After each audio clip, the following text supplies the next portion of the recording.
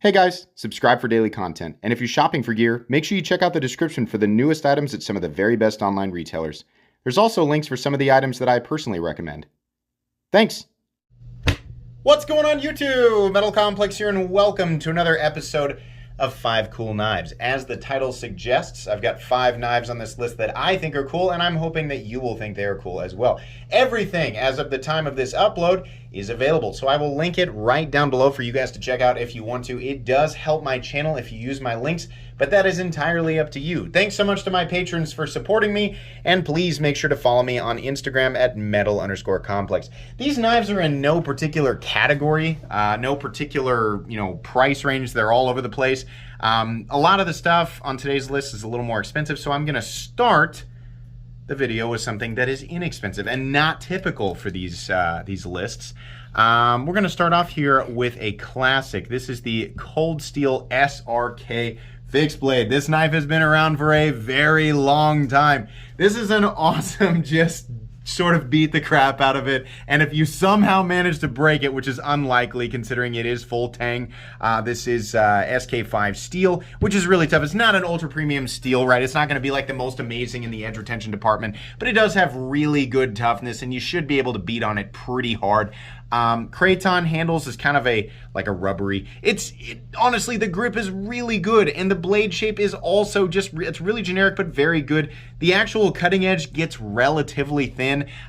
We can talk about this all day. The best part about this knife is that it regularly comes in at $35 to $40.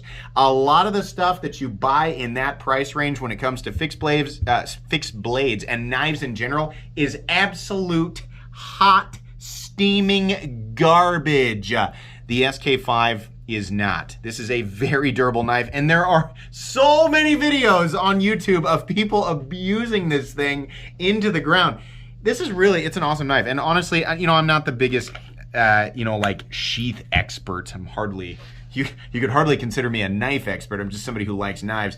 But the sheath seems pretty good. It's very solid. You can attach it to your person if you want. Honestly, it's just comfortable, straightforward. It's not super heavy, and it's got a lot of cutting edge, and it has a really nice flat, lending some insane durability pretty much all the way out to the tip. I also really like how it looks. It's not doing anything super, it's not super tactical Fire Ninja Clan with a bunch of bat wings and crap hanging all over it, flaming, like Ace of Spades and whatever all that's about. I have no idea. But this, now, straightforward, all business, very cool, very much like it.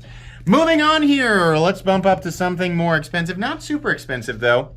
This is the Am8 and Mygiron Gladiator. We have titanium, a nice sort of gunmetal finished titanium, and then same with the blade. We have this nice sort of medium gray finish on it. Nice cutting edge M398 steel. We have anodized thumb studs, pivot hardware. We have a nice milled titanium clip. Pretty straightforward, right? Titanium frame lock with a nice, sort of not too crazy profile, really generic knife lines, right? It's a good titanium frame lock. Here's the best thing about this knife. This is a super premium, well-made, well-machined folding knife running on bearings and utilizing the materials that we expect in the premium end of the knife world.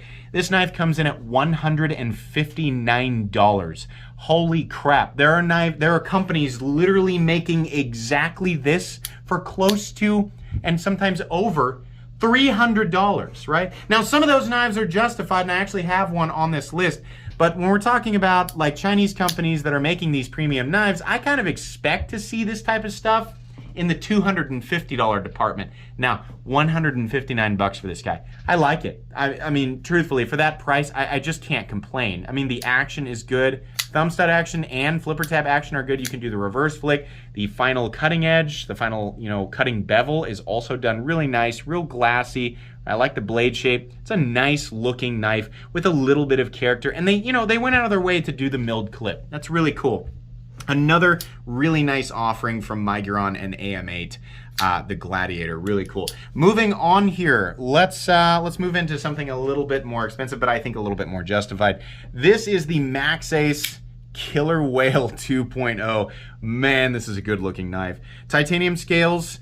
I'll talk about the blade material here in a second. I really like the blade shape, kind of like this little harpoon notch back here. I like the finish and the contrast of everything. I love that they have milled these diagonal lines into the scales. It really feels good in hand because the scales are slightly contoured. We also have a milled clip. We have a steel lock bar insert where they put the screw upside down. That's kind of interesting, right? Nice large fasteners. These back here are T8, which is really great. Nice bag space. There's some nice detail back here. What's interesting about this knife is the steel. ASP60 is a really weird, I've never heard of it before. I honestly don't know how long it's been around.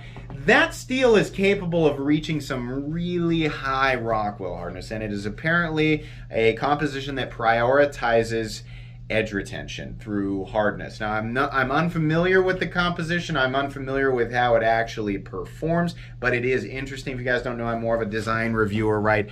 But it is interesting, and in a sea of M390, I mean, everything is like, wow, it's offered an M390. Imagine that, it's offered an M390, a steel composition that has literally been around for 30 years. It's nice to see something a little bit different. So, this is an interesting one. Maxace has consistently brought excellence to the knife. I mean, if you look through my content, everything that has come in from Maxace has been utterly ridiculous.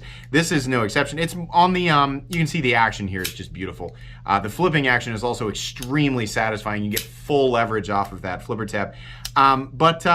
Yeah, the quality shines through. This comes in at $259, which is honestly okay considering we've got a little bit more detail in the handle scales. We've got a milled clip, we have an interesting steel, and we have Maxace's really premium execution. Yeah, I think this is cool. For $259, this is the type of thing that I like to see. If we're gonna go over $200, bring something new to the table. Bring something different. Go out of the way to do texturing on the scales. Make sure you've got that milled clip. Check, check, check. They've got it. The Maxace Killer Whale V2, I've never handled the V1, is a really cool knife. It's also a big one. Overall length of this guy, I think, is close. Maybe 8.75, close to 9 inches. No, it's actually 9 inches on the dot, and it has a 4-inch blade, 3.9 inches of cutting edge. Very cool. Moving on here to something that is definitely more expensive, but I think has a lot of the traits that we look for when we're looking for more expensive knives. Part of this, you are a little bit paying for the name, but then again, what comes with the name is premium execution. That's gonna be the new Sharp by Design Apex. Wow, I really, really like this. Not everybody is super duper into the hole here, but it doesn't bother me. The best thing about Sharp by Design knives is that they are designed by Brian Nadeau, who is, in my opinion, one of the greatest knife makers to ever exist. His customs are, his full customs are, you know, unparalleled in quality from my experience, but these production collaborations with Riot are a great example of what happens when you take somebody like Brian Nadeau, who knows how to design, basically who knows how to send the information about the knife, the schematics, everything, all the makeup of everything, over to a premium OEM like Riot and make magic happen. There are plenty of knives that are manufactured by Riot that do not exhibit the same level of quality when it comes to, you know, a Sharp by Design knife. One of the cool things is that this has Brian Nadeau's lipped detent, which is, there's no way to explain it unless you feel it. It feels unlike anything else that you've experienced in the typical sort of flipper running on bearings world. Usually it's a detent ball. This is a lip of steel that kind of acts the same way, but that breakaway is much more crisp and it feels a lot more natural. It also seems to resist excess pressure that's put on the frame lock, which is nice. The large opening hole here allows you to reverse flick it really easily. Also, the blade shape is really cool, and what I really like about Sharp by Design knives, and I'm going to give you a couple of additional examples here that I've got in my own collection, is that the blade to handle ratio on these guys is always amazing. It is always just spectacular. He maximizes the amount of blade that you're getting for the amount of knife that you are putting in the pocket. When these things fold up, they are just stupidly compact. I mean, I can't believe that such a large amount of blade comes out of these things. I'll show you here. The actual measurement on this guy, the Apex, is coming in at about, it's actually shy of 8 inches, 7.85 inches overall, and we have 3.5 inches of blade and 3.5 inches of cutting edge. That's really great. What's also great is the weight, and that rhymes. I sound like Dr. Seuss.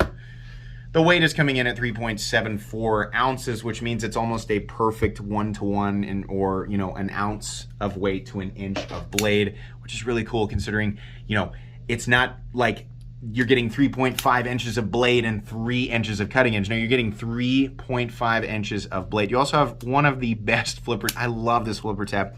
The pocket clips, I like the pocket clip design.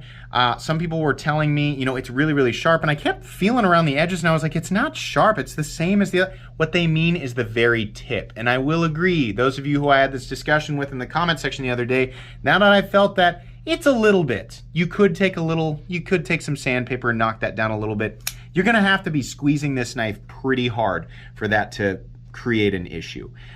Where the clip lands in my palm is not an issue. Truthfully, there's so much good about this knife here, and I like the contrast in this case between the black and the red. They also have blue. You can also get a satin or like a tumbled finished frame, right? These are contoured. They have lipped up to the pivot, which is a really nice detail. Also, the amount of total hardware on this knife is so minimal. It is, these are wonderfully easy to take apart and put back together. Really nice. They are expensive. Sharp by Design Riot production collabs are expensive. They're nowhere close to the actual custom knives, but getting this Brian Nadonis in a production knife, it really, that price tag will only sting until you have it in your hand, and then you'll go, oh, I see now. This is clearly different from other knives in this territory, right? The Apex is really, really cool. The review on this is coming, spoiler alert. It's really good. And then finally, I've got something from the United States. We've had one from Taiwan, the SRK. We've had 3 from China here. And we have another really interesting offering from the USA. This is the M3 Tactical Marine Raider, and it is a big, crazy, aggressive Tanto. These come in either titanium and carbon fiber, which is what you're seeing here, or titanium and titanium. Both variants will come in at $350. These are made in the United States, which, if you don't know, is a big deal. 350 bucks is kind of amazing considering it is way more expensive to make a pocket knife in the USA versus something that's made in China. If you don't like the big crazy this is a very overly tactical knife, but you know what? The amount of handle room on this thing and the comfort, I can't complain too much. The edge is not the thinnest, but it will definitely work. It's sharpened well, and we're looking at M390 steel. I like how they use their logo in the M390 there. It's blocky, and as I mentioned and I mean that in a good way, I'm kind of fond of this blockiness because it reminds me of what zero tolerance used to be. And I think you guys who have been around in the knife world know exactly what I'm talking about. ZT used to make bigger, crazy, more tactical knives and not, unnecessary, just wild, like goofy, stuff like that.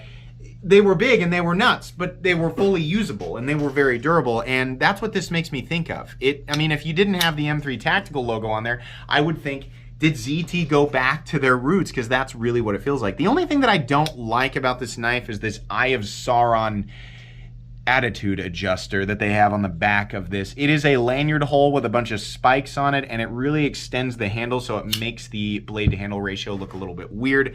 You are still getting quite a bit of blade though. I'll go ahead and measure it for you guys. The overall length of blade on this knife is about 3.85 inches. The overall length of knife, if we go to the handle, is 9 1/4 or 9.75 if you go all the way to the head denter. Yeah, I like this. I think it's cool. I don't normally go for stuff like this, but honestly, it's comfortable. The edges are nicely knocked down and it feels really natural. It looks like it would be kind of a pain to hang on to, like you're holding on to an angry rectangle, but really it's pretty comfortable. This is one of my favorite things that has come out of M3. Something that I really like about this company is that they don't stick to one design aesthetic. If you go to their website, which is going to be linked down below, you'll see that they do a whole bunch of different types of stuff. It's not like a lot of companies, like for example, if you look at a Ray Laconico, it's like if you've seen one, you've seen them all, right? Or if you look at something from Ferrum Forge, right? It's the same kind of thing. Or Hinderer knives, right? M3 seems to do a bunch of different stuff, and I think it's really cool. So yeah, at $350, honestly, for a fully US made knife that flips really well, feels really high quality, can't really complain too much. So once again, we have the M3 Tactical Marine Raider. We have the Sharp by Design Production Apex. We have the Maxa's Killer Whale 2.0. We have the Am8 and Mygiron Gladiator, and we have the almost evergreen at this point, so well known, the Cold Steel SRK fixed blade. This is the full-size one. I should point out that there is a smaller one. I'll try and link it down below. That's going to be pretty much it for today's episode of 5 Cool Knives. Hope you guys enjoyed. Sorry, stuttering all over the place. Really having a good time doing this series. Make sure you check out my 5 Cool Knives playlist if you want to see past episodes. Please make sure to follow me on Instagram at metal_complex. If you enjoyed this video, leave a like. If you'd like to check out my other content, I do, of course, have lots of videos of knives that are either expensive or inexpensive that I do or don't like, so check those out. And if you enjoy all my content, go ahead and click on that Metal Complex logo right there and subscribe, because there's definitely more coming. Thanks again for watching, everybody, and have a great day.